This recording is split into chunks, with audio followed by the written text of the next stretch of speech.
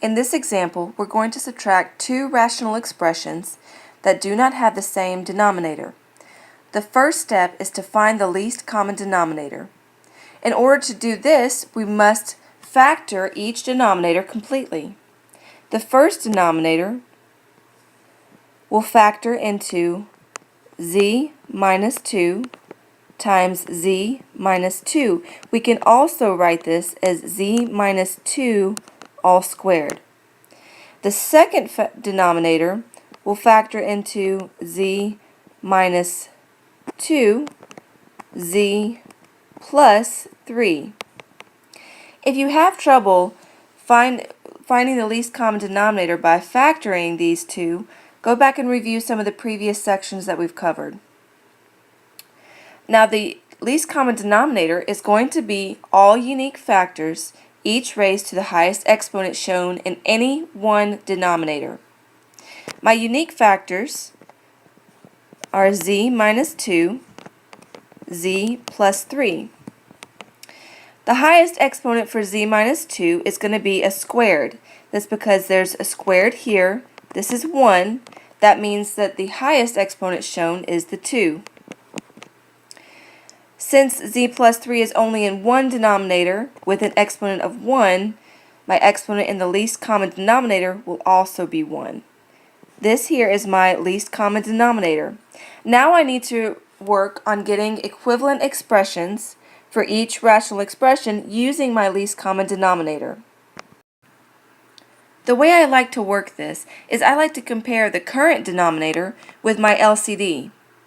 And what's missing from it is going to be what I multiply the top and the bottom by.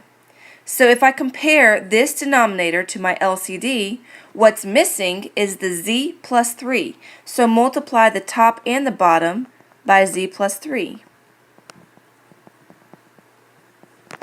What's missing from my second denominator when I compare it to the LCD is an additional z minus 2. So multiply the top and the bottom by z minus 2.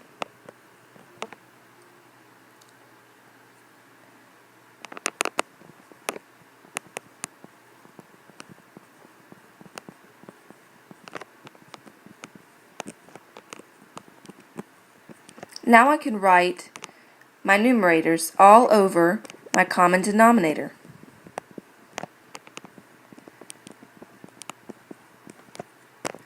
Now I simplify by distributing 3z and negative 10.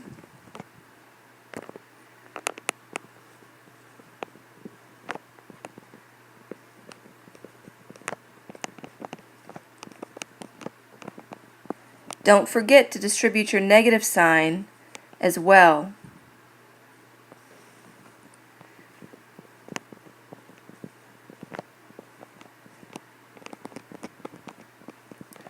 We can simplify further by combining the two middle terms.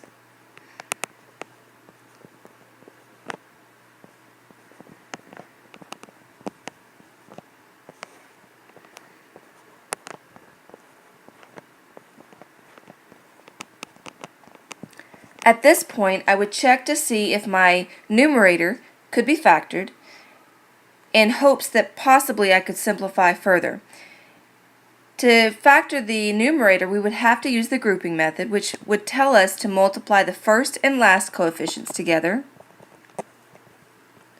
And then we would need two numbers that multiply together to give me 60, but add up to give me that negative 1 in the middle term. Since there are no combinations that would give this to me, my numerator is prime, meaning I can't factor it, and this would be my final answer.